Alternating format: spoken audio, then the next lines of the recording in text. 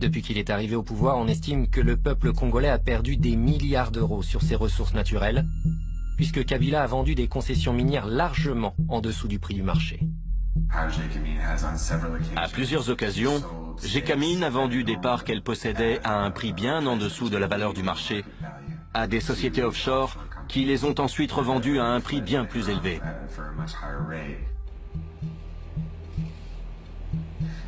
L'un des marchés les plus douteux qui est passé Gécamine est celui du projet SMKK sur le cuivre et le cobalt, dont 50% appartient à la société minière kazakh appelée ENRC.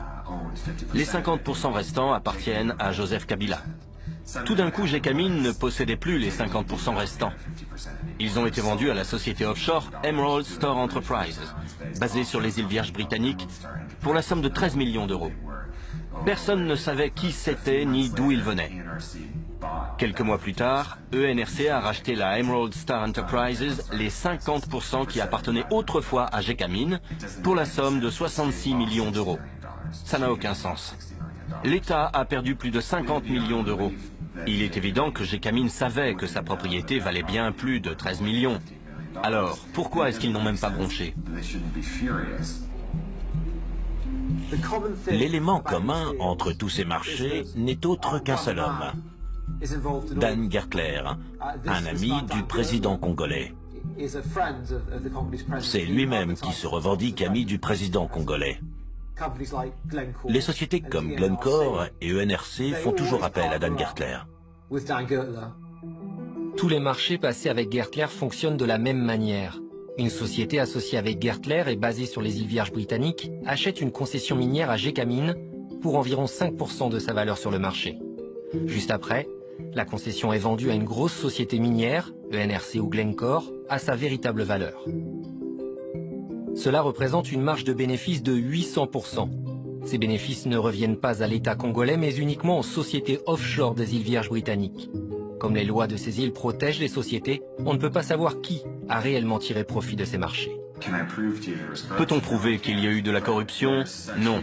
Mais il y a une telle différence entre ce que le gouvernement déclare avoir reçu, ce que la société affirme avoir payé au gouvernement, et ce que la société a vraiment payé. On ne connaît pas les montants exacts. Ce n'est pas normal, et pourtant on voit ça depuis toujours.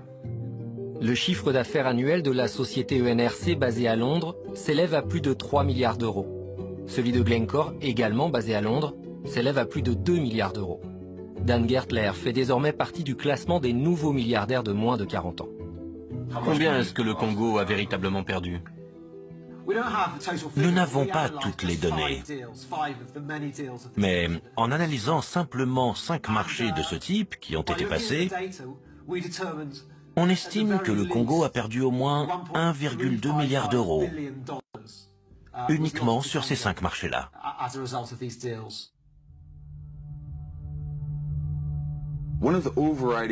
Pour moi, l'une des émotions qui caractérise le mieux tout ce conflit, c'est l'humiliation subie par les Congolais.